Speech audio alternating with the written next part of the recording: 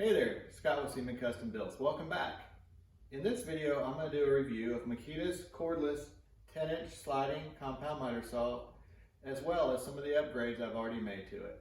Stay tuned and I hope you enjoy.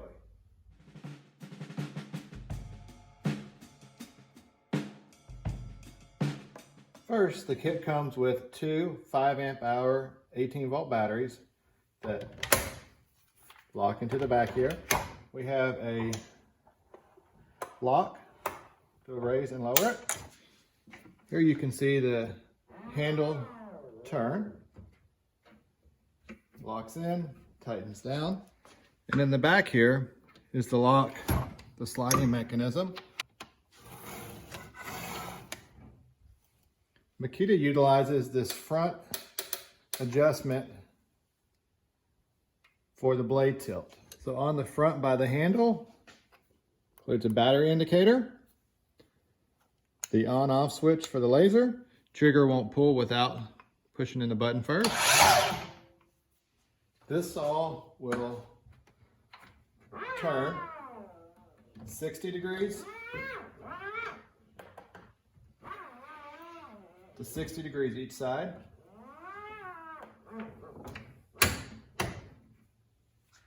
So when I first unboxed it, I checked the saw for square and found it was out by less than 1 degree.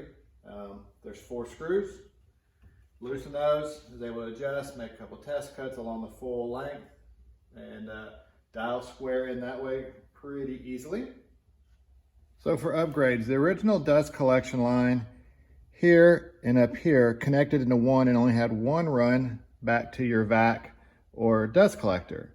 So I changed and improved that with this Buck Tools splitter.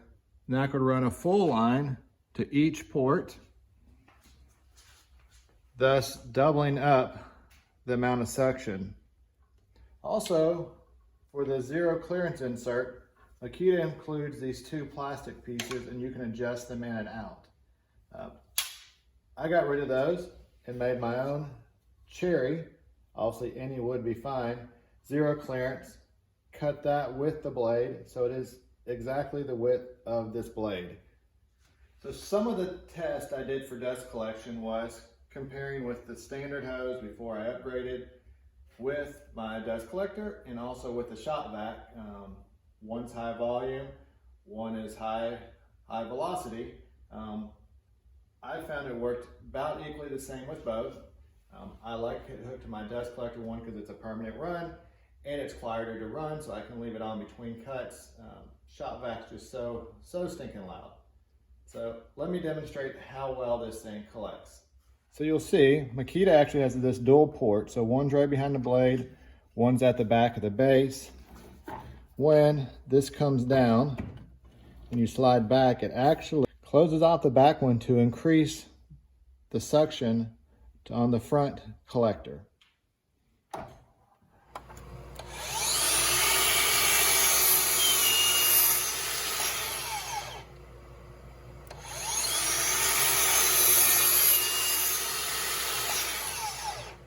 One other upgrade I made was this Freud Diablo 10-inch 80-tooth ultra finish blade. This thing cuts smooth, very minimal tear out if any. Much better than the blade that came with the saw. And this is a very reasonably priced blade as well. So I hope you found this review helpful. I really like this Makita saw. I like the smaller footprint, especially with the side rails. It doesn't take up as much space behind the unit.